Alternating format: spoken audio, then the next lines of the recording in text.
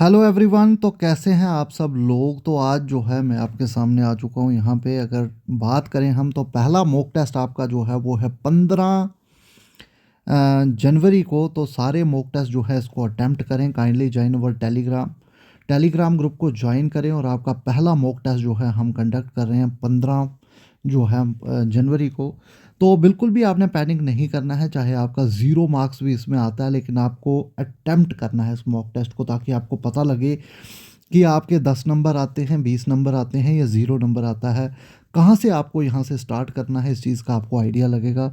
तो mock test से बिल्कुल भी ना घबराएं। 15 तारीख को जो आपका मॉक टेस्ट है, टेस्ट सीरीज़ में एनरोल करें। कैसे एनरोल करना है, टेलीग्राम ग्रुप को हमारे ज्वाइन करना है, जिसका लिंक मैं डिस्क्रिप्शन में डाल दूंगा। वहाँ से आके टेलीग्राम ग्रुप को ज्वाइन करके वहाँ पे हमने एक यूज़र नेम शेयर किया, उस पर मुझे मैसेज करें और आपको जो है फाइनेंस के मॉक टेस्ट सीरीज़ में जो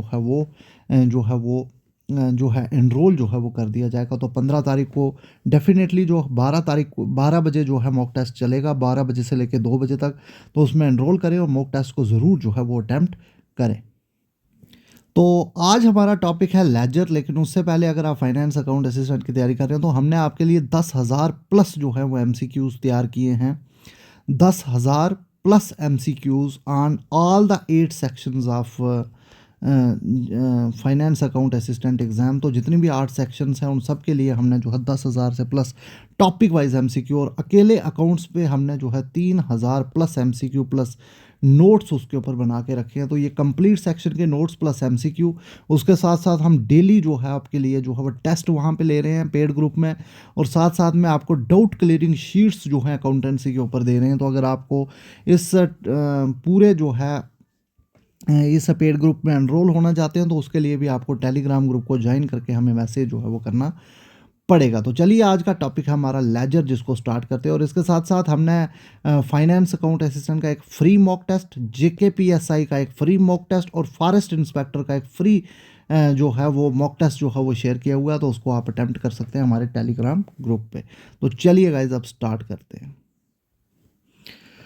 तो लेजर की अगर बात करें तो सबसे पहले लेजर जो है ये, इसको जो है बैकबोन कहा जाता है अकाउंटिंग की। तो अकाउंटिंग की जो बैकबोन है दैट इज़ लेजर। तो ledger is the most important topic, इसको आपने अच्छे से पढ़ना है। तो quick way to know who has to pay how much, तो कौन कितना देगा वो हमें लेजर से जो है पता चलता है। तो yes, the quick and correct way is to maintain ledger accounts. तो लेजर अकाउंट्स जो है वो हम जो है जल्दी से बना सकते हैं। You can quickly know how much each debtor has to pay, you can quickly know how much the business has to pay. तो ये सब जो है आपको पता लगेगा लेजर से। अब लेजर का मीनिंग क्या है सबसे पहले आपको पता होना चाहिए। तो लेजर अकाउंट एक समरी स्टेटमेंट होती है of all the transactions related to person, asset, liability, expense, income, इन सब की जो आपको स्टेटमेंट जो है वो देखने को मिलेगी लेजर में। तो ledger is also known as the principal book of accounts. तो इसको प्रिंसिपल बुक ऑफ अकाउंट्स भी जो है वो कहा जाता है। तो इसमें ऑल सेट्स ऑफ अकाउंट्स होते हैं, पर्सनल अकाउंट्स, रियल अकाउंट्स और नॉमिनल अकाउंट्स।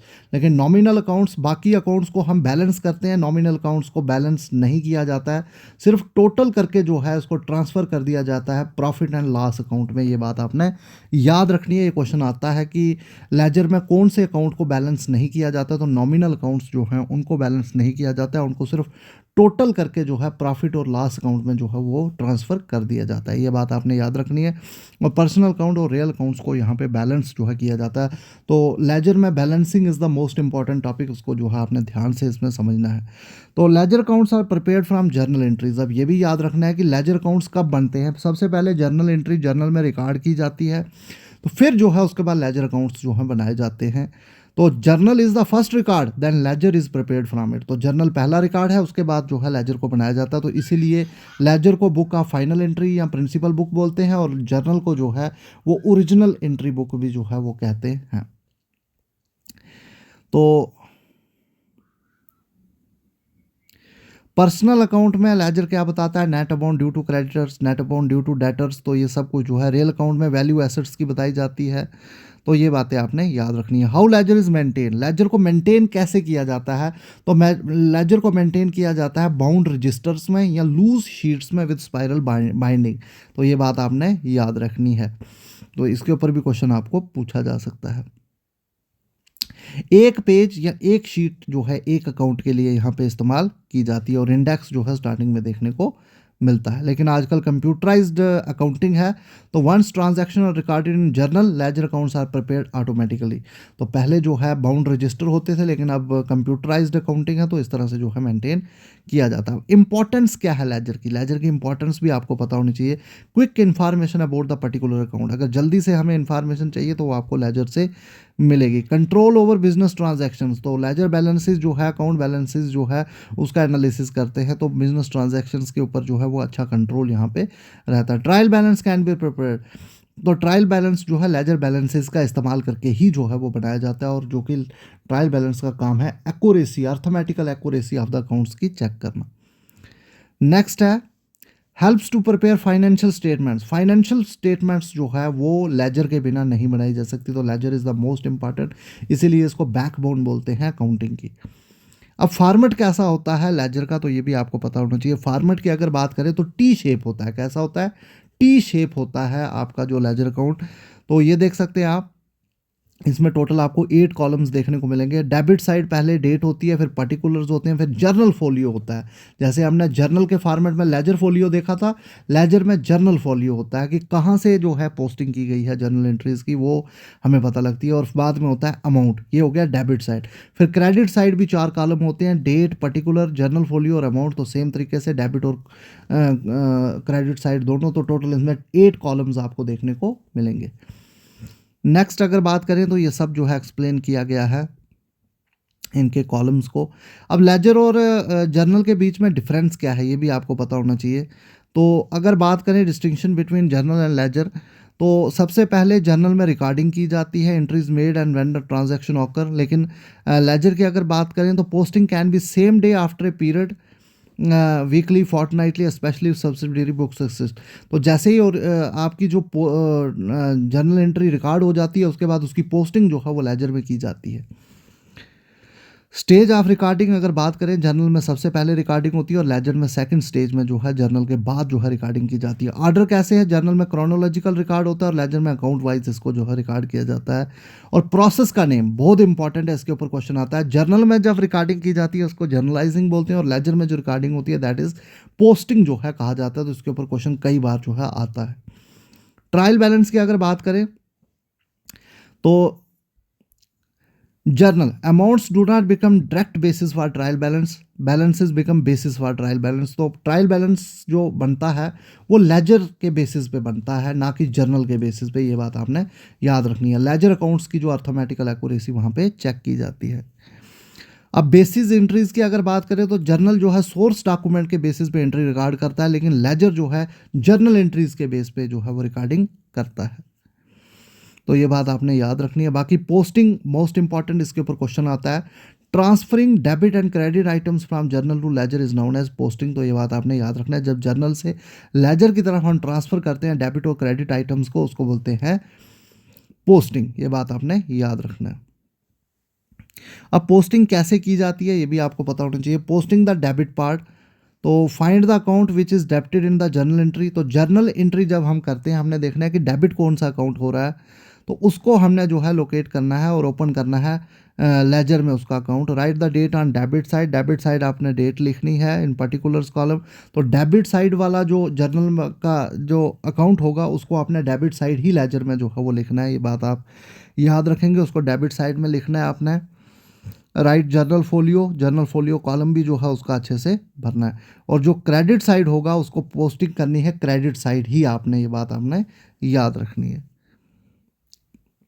और एक और बहुत इंपॉर्टेंट चीज़ है लेजर में, लेजर के जो डेबिट साइड है उस जर्नल में आप क्या करते थे कि क्रेडिट के पीछे टू लिखते थे, लेकिन आपने जो आपका लेजर है उसमें जो डेबिट साइड है उसके पीछे जो है वो टू लिखना है, और जो आपका क्रेडिट साइड है उसके पीछे बाई लिखना है। तो ये बच्चे अक्सर गलती करते हैं क्योंकि जर्नल में उल्टा होता है। जर्नल में क्रेडिट साइड के पीछे जो है वहाँ पे टू आता है, लेकिन यहाँ पे जर्नल में आपने जो है लेजर में जो आपने है डेबिट साइड टू लिखना है और क्रेडिट साइड बाई लिखना है। ये बात आपने याद रखनी है। तो की रूल यहाँ पे लेजर में बहुत इंपॉर्टेंट है, डेबिट साइड टू और क्रेडिट साइड बाई।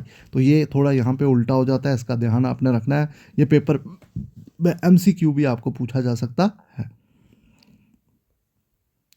नेक्स्ट आपकी जो मोस्ट इंपॉर्टेंट चीज़ है that is balancing of laser accounts. तो इसी से ज़्यादा क्वेश्चंस जो हैं पेपर में आते हैं, तो ये बहुत इंपॉर्टेंट है। अब जब पोस्टिंग हो जाती है तो business wants to know the net position of each account. तो ये हर एक अकाउंट की जो है नेट पोजीशन क्या है वो जो है वो देखी जाती है। तो उसके लिए बैलेंसिंग की जाती है। क्या की जाती है? Balancing is done at the end of the period और आफ्टर ए सर्टेन इंटरवल। तो बैलेंसिंग में क्या किया जाता है, कैसे होती है बैलेंसिंग? तो पहले टोटल किया जाता है बोथ साइड्स को, मतलब जो डेबिट साइड है और जो क्रेडिट साइड है उन दोनों का टोटल निकाला जाएगा। फाइंड डिफरेंस, अब दोनों के बीच में डिफरेंस निकाला जाता है। सपोज अगर ये साइड 300 है, ये साइड 500 है, तो दोनों का डिफरेंस निकाला जाएगा। 500 माइनस 300 अब 200 रह गया, और वो 200 आपने कहाँ पे लिखना है? वो 200 लिखना है लोअर साइड में। तो ये लिख लिया 200।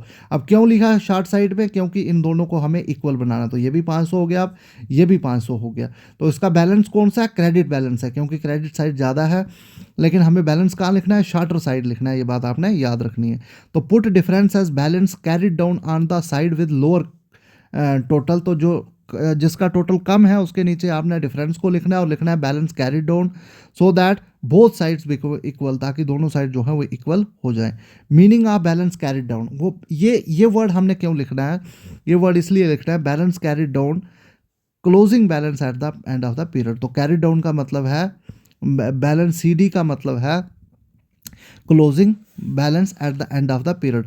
और ये जो meaning of balance brought down है, इसका क्या मतलब है ये भी आपको पता होना चाहिए। तो ब्रॉट डाउन का मतलब होता है opening balance in the next period. तो ये बात आपने याद रखना है। तो इसको हम थोड़ा सा देखेंगे यहाँ पे। अब ये प्रोसीजर भी यहाँ पे दिया हुआ है कि किस तरह से आपको बैलेंसिंग करनी है। तो बैलेंसिंग को समझना बहुत ज़रूरी है। Total debit side and credit side separately सबसे पहले टोटल किया, फिर डिफरेंस निकाला दोनों के टोटल का। Write difference on the side with lesser total as balance carried down. जिसका बैलेंस कम है उसको लिखना है आपने बैलेंस कैरिड डाउन, और उतना जो है आपने बैलेंस जो है उस साइड शॉर्टर साइड जो है लिखना है। New total both sides what both totals will be equal. दोनों टोटल्स जो है वो इक्वल होने चाहिए।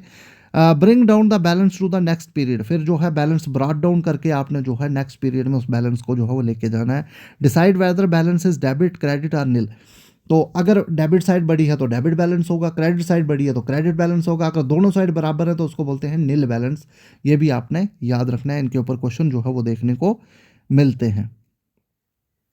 तो ये देख सकते हैं आप, if total of debit is greater than total of credit, तो उसको क्या बोलेंगे? उसको डेबिट बैलेंस बोलेंगे, क्योंकि डेबिट साइड बड़ी है। तो ये बात याद रखना है। तो उस साइड बाई बैलेंस जो है वो क्रेडिट बाई बैलेंस जो है इस साइड जो है वो कैरिड डाउन होगा। बाई बैलेंस कैरिड डाउन होगा। क्यों होगा बाई बैलेंस? क्योंकि क्रेडिट साइड जो है वो छोटी है, तो क्रेडिट साइड जो है वो बाई लगता है। ये बात आपने याद रखनी है। और अगर क्रेडिट साइड बड़ी है तो उसका क्रेडिट बैलेंस होगा, और इस केस में डेबिट साइड छोटी है तो टू बैलेंस कैरिड डाउन होगा। ये बात आपने याद रखनी है। और डेबिट और क्रेडिट अगर दोनों बराबर हैं तो इस केस में नील बैलेंस होगा। ये भी आपने याद रखना है। और एक और बात जो है मोस्ट इंपॉर्टेंट टर्म आपने समझनी है, दैट इज कास्टिंग। कास्टिंग के ऊपर भी आपको क्वेश्चन पूछा जा सकता है। तो जो ये टोटलिंग की जाती है लेजर अकाउंट की, इसको कास्टिंग बोलते हैं। ये बात आपने याद रखनी है। तो posting is difference thing, balancing is difference thing, और कास्टिंग जो है इसको बोलते हैं टोटलिंग ऑफ लेजर अकाउंट। तो ये भी आपने याद रखना है। ये एक्स्ट्रा टर्म आपको सीखने को मिली है यहाँ पे। अब कुछ इंपॉर्टेंट नोट्स हैं। सबसे पहले cash account can not have a credit balance. Cash account का क्रेडिट बैलेंस नहीं हो सकता है। रियल अकाउंट और personal accounts balances are carried forward to next year. Real account और पर्सनल अकाउंट्स को नेक्स्ट ईयर के लिए जो है फॉरवर्ड कर दिया जाता है उनके बैलेंसेस को। Nominal accounts balances are not carried forward. ये बात आपने याद रखनी है। नॉमिनल बैलेंसेस अकाउंट के जो बैलेंसेस हैं उनको कैरिड फॉरवर्ड जो है वो नहीं किया जाता। अब क्या किया जाता है? They are closed for transferring to trading account and profit and loss account. तो ट्रेडिंग अकाउंट और प्रॉफिट और लॉस अकाउंट में उनको ट्रांसफ़र कर दिया जाता है। तो ये बात आपने याद रखनी है। Direct ledger posting. अब डायरेक्ट लेजर पोस्टिंग क्या? Sometimes entries can be posted directly into laser accounts. तो कभी कभी एंट्रीज को डायरेक्टली भी जो है वो पोस्ट कर दिया जाता है लेजर अकाउंट्स में। But the same double entry effect is maintain. लेकिन सेम डबल एंट्री इफेक्ट जो है उसको मेंटेन करना होता है। Points to remember from the given tax.